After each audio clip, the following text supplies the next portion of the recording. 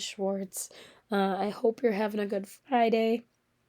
Very clearly, I'm not in today. I'm not feeling so great, but I did record our lesson for us, so we have it, and we're ready to go for Monday when I'm back. So, um, because I'm gone, I wasn't able to print out any notes. So this is one of those days where you want to open up a blank Google Doc or a blank notability page or get a piece of paper out so you can take your own notes. And remember, it's a video, so you can pause it whenever you need to write stuff down, and then you can hit play again. So go ahead and pause me, get whatever you need out, and then keep going. Okay. So you should have your notes out by now. We're going to start with our bell ringer for the day. Remember, I want you to write this down at the top of your paper before you start taking any notes. So your bell ringer for the day is, what do you think it means to be a good citizen? Or what do you think it means to be a good person or person in the society or in our country? So go ahead and pause. Take 2 or 3 minutes to think about this and write it down, and then come on back to the video.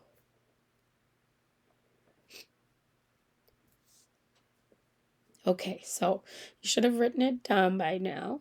Why don't you go ahead and have a conversation with your neighbors really quick about what you wrote down and what you think.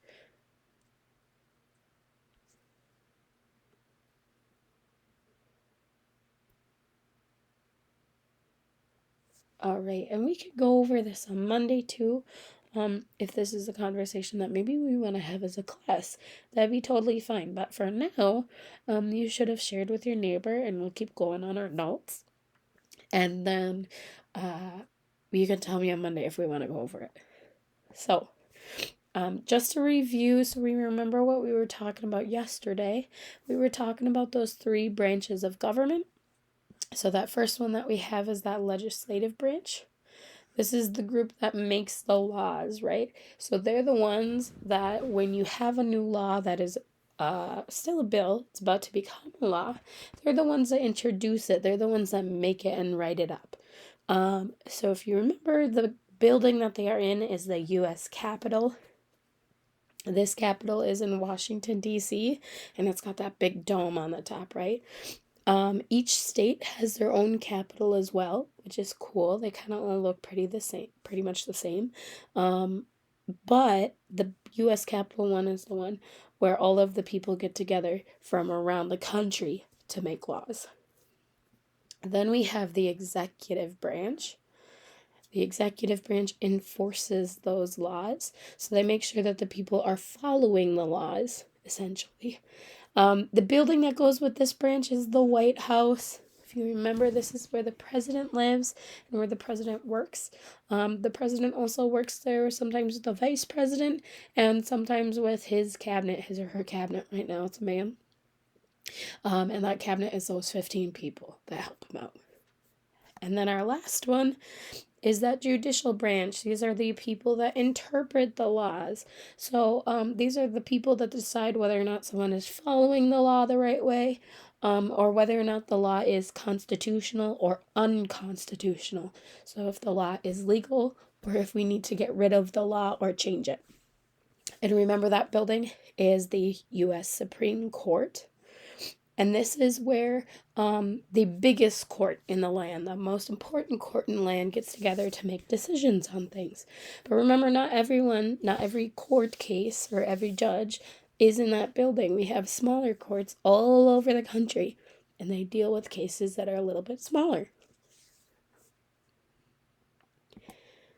Okay, so let's talk really quick about some rules that you might follow at school or at home. So if you think back to the beginning of the year, maybe let's think about some things that you were told that you needed to do this year or you needed to not do this year. So I would say off the top of my mind, one of the biggest one is no swearing or having appropriate language and respectful conversations, right? That's something that comes up a lot in the hallways and sometimes in my classroom.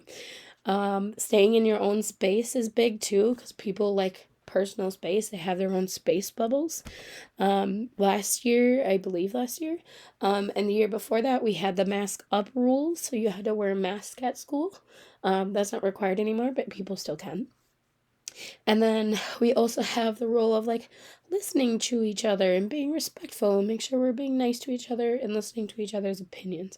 And then another one that we have is cleaning up after yourself, which is just making sure the classroom looks nice or the lunchroom looks nice and making sure everything is put away. So if you want to pause really quick and brainstorm some of your own rules that you can think of that you might have at school or you might have at home, and maybe even the difference between the two.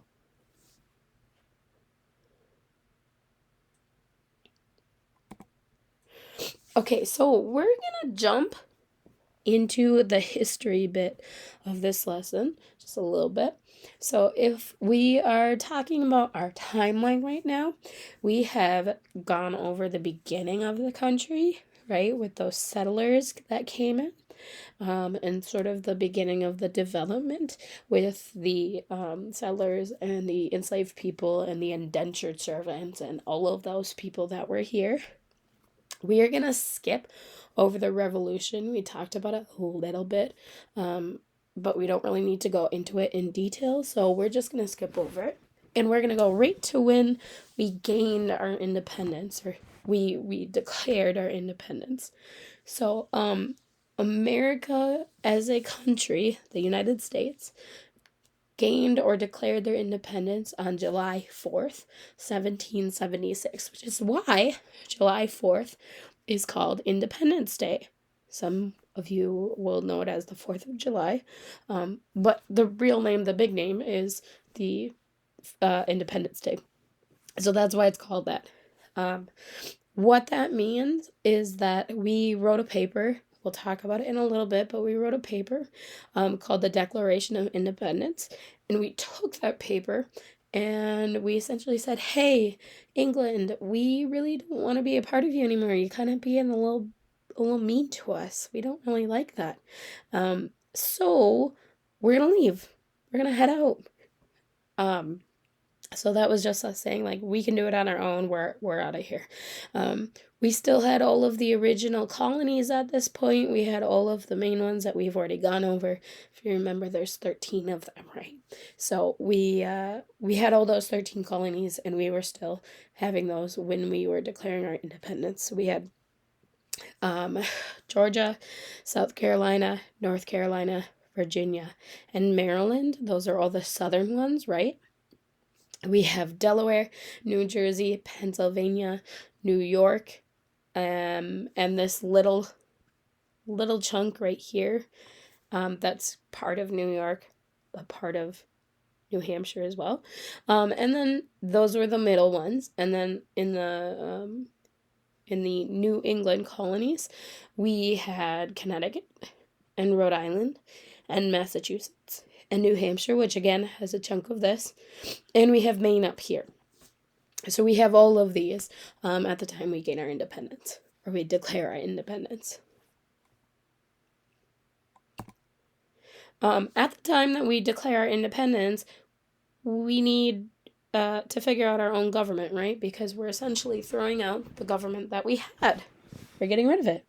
So we need to figure out a new way that we're going to take care of ourselves and make sure that we are following the rules and we're getting everything going how we want it. So we had to come up with a new government. Interestingly enough, we actually had a different government before we came up with the government that we have now, which is weird, I know. This government was called the Articles of Confederation, or like that was the document that it was based off of. And this document, what it essentially did was saying that the states had all the power and we wouldn't have like a big main government. And this is because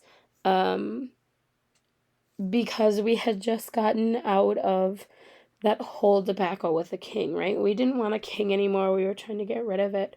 And we really didn't want anything to do with a big government, someone that was in control, like one person. So the states originally thought it was best to give all 13 states their own government. And that didn't work out too well because they couldn't do things like collect taxes or make a military and other things like that. So just 10 years later, or around 10 years later, in 1787, they decided, hey, we're going to throw out the articles. We're going to get rid of them. And we're going to get something called the Constitution. The Constitution. So, the Constitution became the government that we have today. And we'll talk about it again later on. But, the Constitution is sort of what we have based our entire government off of. So we've had it since 1787, which, if you do the math, is a long time. This document has been changed over time, and it keeps changing, but it's been in place for a long time, and a lot of the stuff on it has been on it since the beginning. Okay, so let's talk about what the Constitutional Convention is. Repeat that word for me so I know you know how to say it. Constitutional Convention. So this is when the state representatives, or the people that were like in charge of each state, got together to discuss making the government. They had to talk to each other and figure out what they wanted to do, figure out what they wanted the government to look like, and how it would work. So, if you picture this, it was literally a bunch of guys in like 2 shirts and a coat and a pair of those puffy pants that I was talking about with tights and heels, and a lot of them were wearing wigs because that was the fashion at the time. And they were shoved in this room with no air conditioning, no light, and it was like a lot of people, right? In the middle of summer, probably really sweaty, probably really hot, and they were building our government. They were building what we have today. So it's just really interesting to think about how different these people were and how we still have some of the stuff that they made. So I will go back to that slide in a minute. Hang on. So the first 3 words of the Constitution, that paper that defines our government, is the words "we the people." You can see it right here in this picture. We the people. The reason why it's such a big, important wording is because it has that people in there. It's talking about not just the people in charge, not just if you go back to before the Constitution, the kings and the queens, not just the people that have power. It's talking about everyone, the people, us, everyone in the country. So that's why we the people is such an important wording, and why so many people remember it. So try and remember that, we the people. Okay. So I'm going to play a little video for you. Feel free to pause at any time and take notes. I'm just going to let it roll through to the end, and then we'll keep going after that. We've got to work together. Hi, this is Dan. Let's talk about the Constitution. The U.S. Constitution is the law that governs America. The Constitution is like a small book. You know how books have chapters? Well, the Constitution doesn't have chapters. It has a preamble, which we read last time, remember that? It also has 7 articles and 27 amendments. Can you remember those numbers? It has 7 articles and 27 amendments. I'll test you in a minute to see if you remember. Now, just like your parents have rules for you to follow, America has a constitution under which rules are made that we must follow. Who makes these rules? Well, the Constitution tells us. Here's what it says. All legislative powers herein granted shall be vested in a Congress of the United States, which shall consist of a Senate and House of Representatives. Wow, those are some big words in there, right? Did you hear that? Legislative powers. Ooh, sounds like a superhero, right? Not a cow, I said superhero. Don't worry, we shouldn't be afraid of those words. The term means that Congress can make rules for the country, just like your parents make rules for you. So the answer to our question, who makes the rules, is Congress makes the rules. Since these two groups make the rules for America, the people elected to those offices need to be wise. Therefore, the Constitution says they need to be old enough to serve in office. They can't be a little kid. A person can't become a senator until he or she is at least 30 years old. And a person can't become a representative until he or she is at least 25 years old. That means they have to be as wise and smart as your mom and dad are before they can be elected. Just think, maybe one day you'll be as smart as your mom or dad. And when that happens, do you think you'll be a senator or representative when you're that smart? Hey, the country needs you, so get real smart. So let's see what we've learned in this lesson. And to do that, let's play a little game show. First question, you ready? Who makes the rules for America? That's right, Congress. Good job, I knew you'd get it. Second question, what are the two groups that make up the Congress called? Got it again, that's right, the Senate and House of Representatives. Man, you're really smart. Okay, now I'm going to give you tough questions since you're so smart. You ready? How many articles does the Constitution have? I'll give you time to think about it.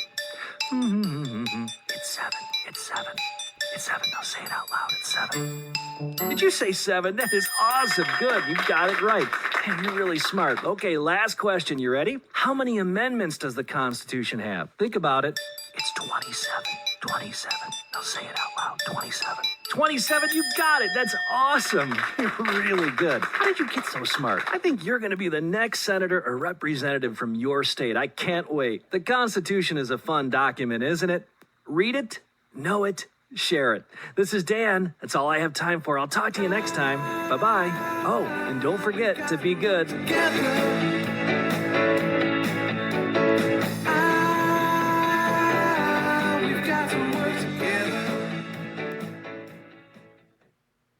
Okay, if you need to, feel free to go back and watch that again. It did talk about some of the stuff we talked about yesterday, but you can always go over it again if you want. So, the next thing that we have is a new vocabulary word. So, this word is constitution. Everybody say it for me, constitution. So, again, this is the document that is the framework for our government. This is what we have as the base for what we do and why we do what we do as the government. It is the very top of the law in the country. This Constitution decides exactly what everything is. It decides like the end decision of everything. And it also decides what people have what powers. So it makes those three branches of government that we were talking about yesterday and that we reviewed today. And it gives people power to govern. So it assigns certain powers to each branch and it assigns certain powers to us, the people. So let's talk about what the word amendment means. So this is a change or an addition, so an add-on or anything like that to the Constitution. So the Constitution is something called a living document. This is something that you can change and you can change at any time. As long as you meet the requirements to change it, you can change it.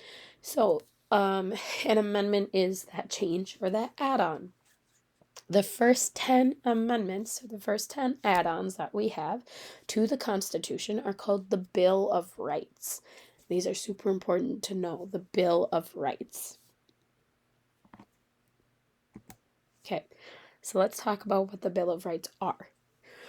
So the Bill of Rights breaks down like this. Number 1 is freedom of speech, religion, press, assembly, and petition, which is a lot of stuff. So let's talk about it. So The First Amendment is saying you have the freedom to say whatever you want to say, as long as it doesn't cause an issue.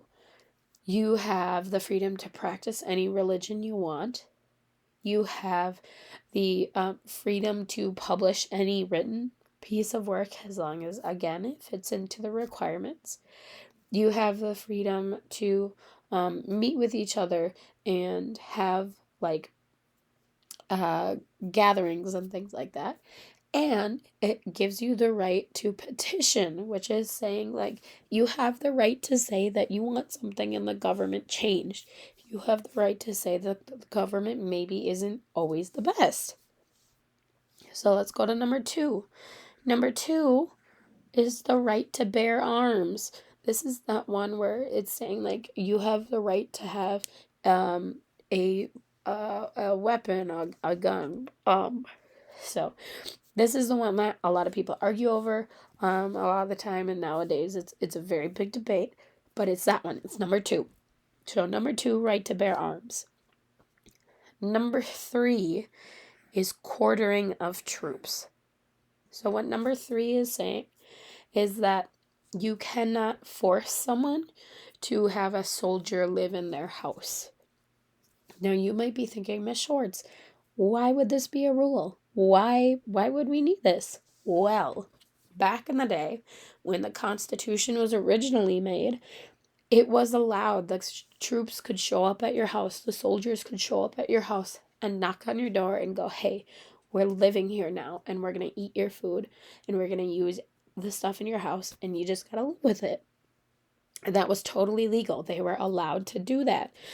This amendment is saying you can't do that. The troops can't just come to your house and live in it. That's not allowed. Number 4 is the right against certain arrests and searches. So it's saying that sometimes if the police show up, they and they want to search, let's say, your house, they have to have a reason to search your house, and they have to have something called a warrant, which is like saying, hey, the judge told me I can search your house. And this applies to arrests too. Like, they can't just arrest you for no reason. They have to have a reason to arrest you, and it has to be a legal reason. It can't just be a made-up reason. So number 4 is the right against certain arrests and searches.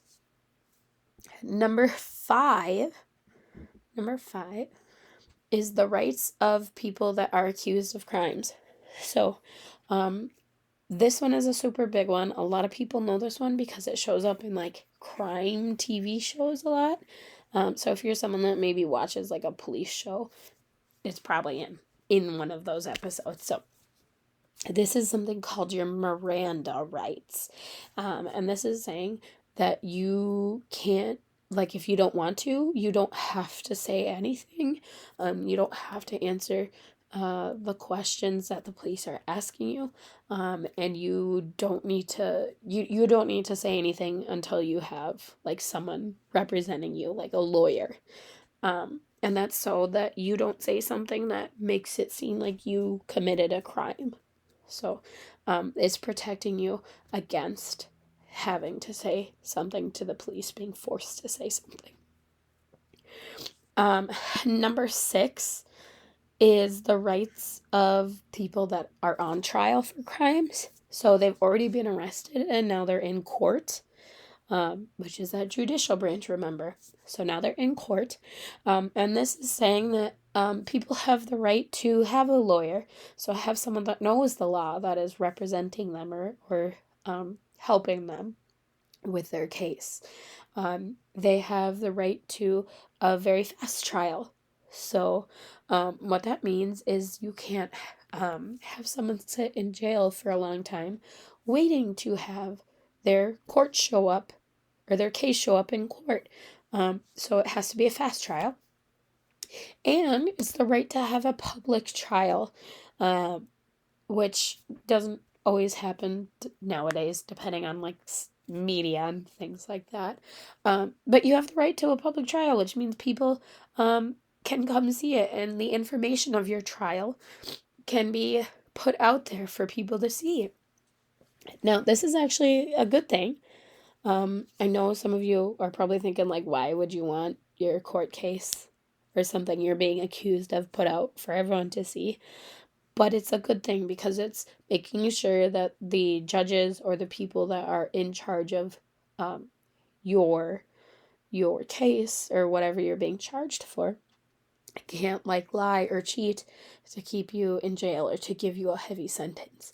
They have to tell the truth because the public, society, can see it. So it's kind of backing up the person that's being tried. So then we're on number 7. Number 7 is rights when it comes to civil cases. So again, this has to do with court. What this one is more so talking about is something called a jury trial. Some of your parents or adults might have had to serve on a jury before.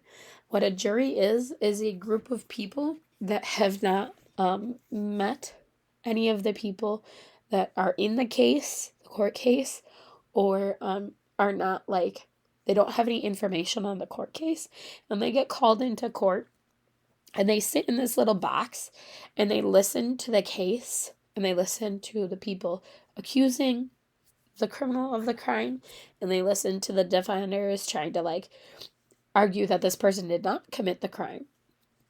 And then that jury, that group of people, decides whether or not that person committed the crime.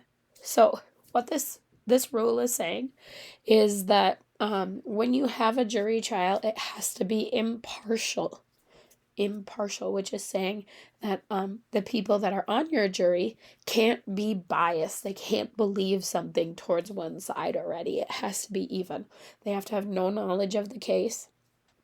They can't know anyone involved, and they can't have like a grudge against an identifying factor. So they can't have a grudge against like men if the defender is men or a man or whatever it might be. So let's move on to number 8.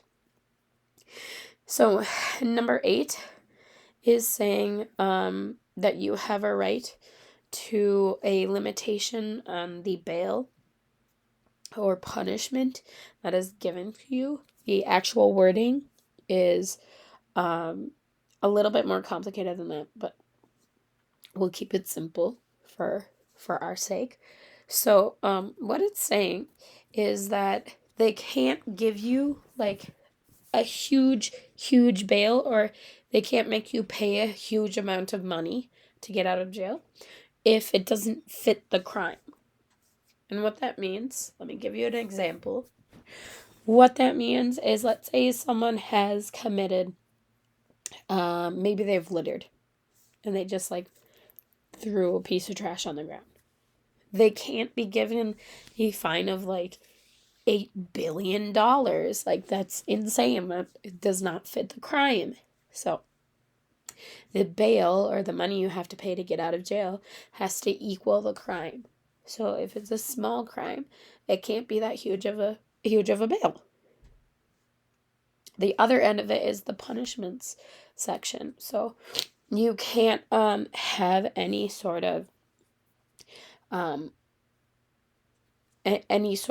overextending punishments. So what that's saying is, like, again, let's go back to the littering example. You can't litter and then be put in jail for like 40 years. It wouldn't fit the crime. And that's like way too harsh of a punishment for something that's a small crime. So the crime has to match the punishment as well. So if it's a small crime, it matches the punishment, or maybe time in jail or whatever it might be. And the same way, opposite. So if it's a big crime, big punishment. Okay, so now we have number 9. Number 9, the 9th Amendment, is the rights that aren't written down, or some of the rights. It's essentially saying that there are rights that are not written down that people have. So there are rights in the Constitution or that are not in the Constitution. There's rights that are not written in the Constitution that people just assume that they have the right to do. And in some cases, that's okay. If something isn't written down in the Constitution, you might still have that right. And that's what the Ninth Amendment is saying. There's still things outside of the Constitution that people still are able to do. And this is just meant to protect people. So whoever is in charge at the time can't go and say, hey, this isn't written in the Constitution, so I can arrest all of you for doing this. It's protecting the people, even if it's not written down. And then the last one, number 10, it's saying that any power that isn't mentioned as a federal government or the big national government, anything that's not written as the big government, goes to the states, the smaller governments, and anything not written as the smaller government rights goes to the people. And the people get to decide. So it goes from federal government decides what's going on, to state, so state government decides what's going on, to the people. So it goes big, medium, small. So again, if it's not written down for the big, it goes to the medium. If it's not written down for the medium, it goes to the small, the people. I know that was a lot, so if you need to, go ahead and go back, review. You can watch this section again. I would like you to know these. I might be giving you a little quiz on these, so make sure you have them memorized, you know what you're doing. Okay, time for our classroom activity. So today we're going to do a classroom constitution. We're going to make our own constitution. So again, constitution is those rules or the rights, right? So let's talk about what this is going to look like. So should be a lot of you in the classroom right now. What I'm going to have you do is start by figuring out, brainstorming some ideas of things that you think should be rights as students. Things that you think students in my classroom should have the right to do or the right to have. And you're going to brainstorm those by writing them over on my whiteboard with a whiteboard marker. Once you're ready to go, I'm going to have the class vote on which rules you think are the best. And you can do that by doing tally marks under the rules, raising your hands, however fits the class best. And then our last step is picking out 10 of those rules, whichever 10 got the most votes, and writing them down onto a final copy for our classroom constitution. And I will do my best to make this look like a real constitution. I'll make it into a whole official class constitution. So go ahead and get started on this. You might not have a lot of time to finish it. If we don't have time to finish it, we can always pick it back up on Monday. That being said, make sure you can delegate someone to do this. Make sure at the end of the hour, you either have like a picture taken of the board, or if someone has already started writing the classroom constitution, have it put like on my desk or on the front table so it's safe and we can start doing it again. But if you have any questions about any of this, we will pick it back up on Monday. You can ask any questions that we have at the beginning of the hour, and then we'll move on. So I will see you on Monday. I'm sorry again for not being there, but I'm just not feeling that well. And yeah, I hope you have a good weekend. I hope whatever you're doing is lots of fun. You get to relax a little. I know it's been a busy week, but we're there. We made it. So I'll see you on Monday.